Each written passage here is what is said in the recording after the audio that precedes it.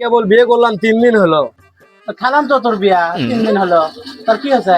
আমার শারীরিক করে কি কায়দায় না মানে বিয়ে।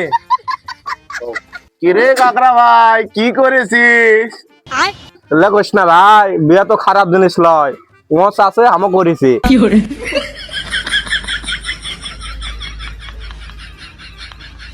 এটা তো ভালো কাজ, ও সালিশের কি দরকার? তাই হয় নাকি?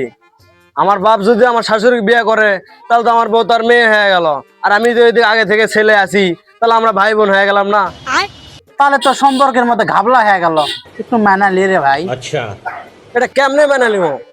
আমার শ্বশুর বাড়ি আমার বাবার শ্বশুর বাড়ি একই একই জায়গাতে একই বাড়ি, কেমনে মেনে নেব?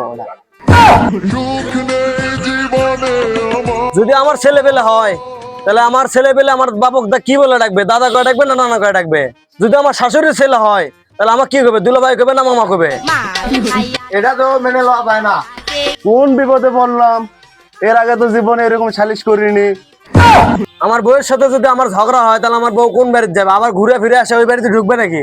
ঝগড়া না হয় নাই করলো, ঝগড়া করবো কে? ঝগড়া না হয় নাই কর্ণ, যদি আমার শ্বশুর বাড়ি যাওয়া মন চায় তাহলে কুড়ি যাবো, রাস্তা দিয়ে ঘুরে আসা আবার এর বাড়ি ঢুকবো নাকি?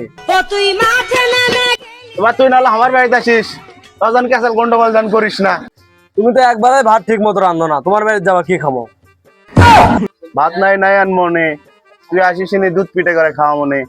সবই না হয় ঠিক আছে, তা আমার আব্বা আমি কি করে কমো? শ্বশুর করে কমো না আব্বা করে কমো?